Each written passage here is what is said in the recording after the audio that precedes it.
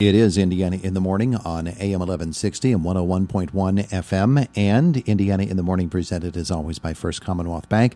This is going to be, I think, my favorite interview of the whole year.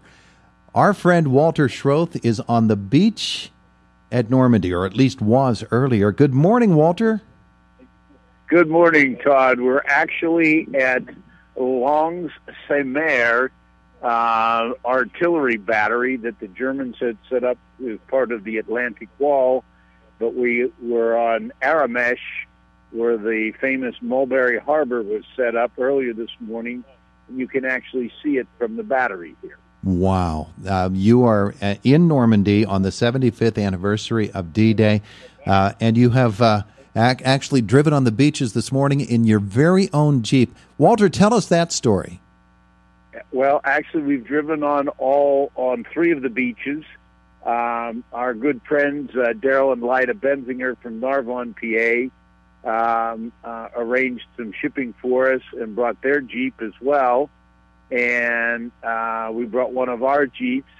And earlier in the week, we drove on Utah Beach. And then later on, we were driving on Omaha Beach.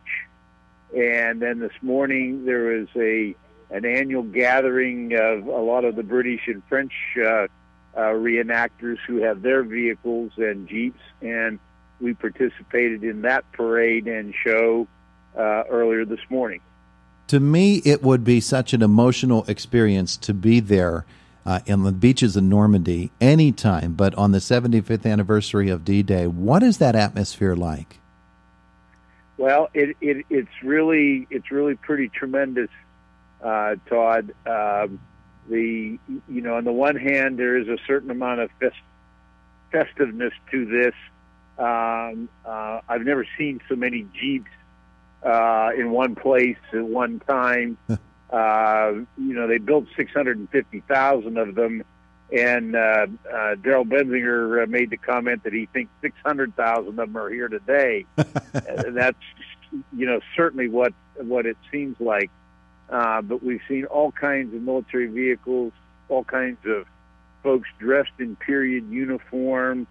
And what's a little kind of unusual is you'll walk up to a guy who's dressed in an American Airborne unit with all the livery on his uniform, or in a vehicle marked for one of the infantry divisions, and they don't speak English. They all speak French or Belgium. Okay, and it gives you some indication of what, the French and the Belgian people think of what the Americans and the Allies, the British and so on, did for them 75 years ago. The more poignant moments occur when you visit the American Cemetery at Colville. Mm-hmm. And there, if any of your viewers have seen the movie Saving Private Ryan, and you see the ages and the dates when these young men, gave their lives for our American freedom, that Saving Private Ryan really comes home. Walter, when we think about the beaches at Normandy, and Utah Beach has its story, all of the beaches soar Juno Gold. Omaha Beach has a special story to tell as well. When you visit each of these beaches, Omaha in particular, do you get a sense of what the challenge was in relation to one of the other beaches that you visited as well? Well, one of the issues that they had, and this was true of all of the beaches, was the fact that the tide would go so far out. And as you know, the landings were always set up to arrive at low tide so that they could come in on the rising tide. And there's a tremendous amount of space between where the Higgins boats would have dropped their rams and the guys would have actually had some protection against the seawall. A lot of the obstacles and the things that they faced, of course, have been taken away, and it's in a lot of ways we know the historical significance of it. But when you look out on Omaha Beach or Utah Beach, it's not all that different than looking out at the beach in New Jersey or Delaware. As far as what you see today, you really have to kind of get into the history and look at some of the gun emplacements like at Point du Hoc and where we are today to recognize some of that in Normandy. You talked a bit about the cemetery there, and what an especially humbling moment that must have been. And the way that the French people, you have talked about that as well, the way the French people relate to that particular area, to the invasion itself, to the Americans as a result, has to be really touching. It is, Todd, and as one guy said when we were driving around, we asked about, parking, and they said, look, if you're driving an American marked Jeep, just park wherever you want as long as you don't block the traffic, and they'll leave you alone. and that's kind of the attitude. There's still that attitude of gratefulness for what we did and here 75 years ago. Now, you're in France now, but you have spent a great amount of time as well in England. Tell me about that earlier this week and during the earlier portion of your journey. Yeah, that actually occurred last week, and as most people from Indiana have read the book Bomber Pilot, the story of Jimmy Stewart's experiences in England, and they mentioned two of the airfields that he flew out of, and one of them is Old Buckingham, and it's still a current airfield, General Aviation Airport. And Daryl and myself and Daryl's close friend Howard, who lives in England, took a trip up, found Old Buckingham. They actually have a little restaurant there. It was closed the day we were there, called Jimmy's Cafe, and there's a big picture of Jimmy Stewart there. And then we went on down to Duxford, which is where the Imperial Air Museum was located. And 13 C-47s were sitting there on the ramp, and those were the same ones that flew over here earlier this morning, and we'll be doing parachute drops from later in the week. Well, that's one of the things that I wanted to talk about with you this morning as well, as you took part in the drives on the beaches. You have a sense, I'm sure, of how big this event is with all of the military aircraft and the way the ceremonies and the other things associated with this are set up. It's been pretty impressive, hasn't it? It really has, Todd. I mean, it's taken a lot of planning and effort on everybody's part. The Military Vehicle Trust, which is a British group of the people we were traveling with, some of this was, 3 or 4 years in the making.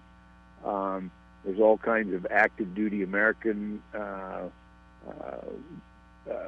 Air Force and Army personnel that are here to support this event. There's supposed to be on Sunday 1,000 people jumping out of airplanes to commemorate the airborne assault. So that takes quite a bit to put something like that together. We're talking with Walter Schroth this morning from right here in Indiana, but he's a French citizen today. He is in Normandy on the 75th anniversary of the D-Day invasion. Walter, what's the plan for the rest of your trip there?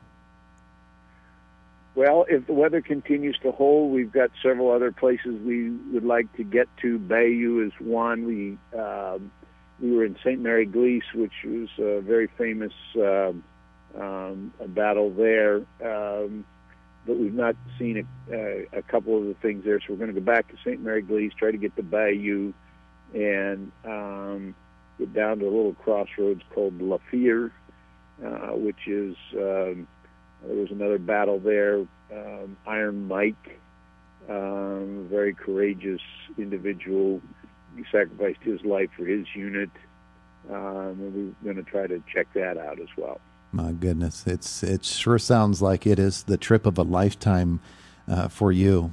Let me ask you this about, I want to get back over to England, if you will, jump back across the channel with me to England.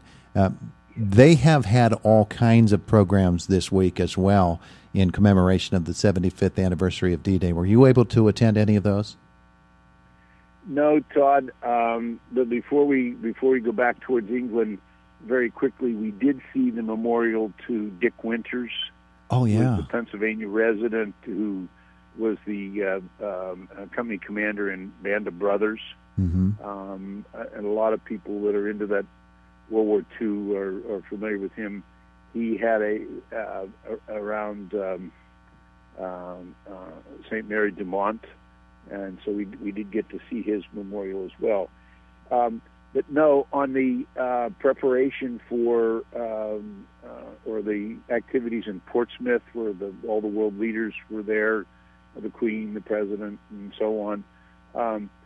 We didn't see any of that. We actually went through there beforehand, but we saw and took a lot of pictures of the preparation, the stage where this was all going to be done, the fencing that they put up, and so on like that. So we did get to see the forerunner to the actual events. And you being Walter Schroth, is there any chance you're going to come across an old military vehicle over there and ship it back here to Pennsylvania? Well, I have seen a couple I wouldn't mind laying my hands on, but unfortunately, they were not for sale. Oh, you just keep talking to them, Walter. You'll talk them out of it. Eventually, we'll wear it. We have to get this Jeep back that we brought over here first. So, yeah, there you go. That's kind of the priority right now, Todd. Walter, you have done us a tremendous favor by spending all of this time with us here on your trip to Normandy and D-Day, and we are so very, very grateful for it. Thank you so much for keeping us up to date. You told me you're going to send some pictures, and we can get those posted as well and let everybody see some of what you've experienced there. Thanks so much for being with us, Walter. No problem, Todd. It was a pleasure, and we will get those pictures off to you here in the next day or so. Beautiful, beautiful. Have a great rest of your trip. All right. Thanks, Todd. Talk to you later. There's Walter Schroth joining us from Normandy on the 75th anniversary of D-Day. Wow. Alex Kershaw, author of the book D-Day, The First Wave, is with us in our next hour.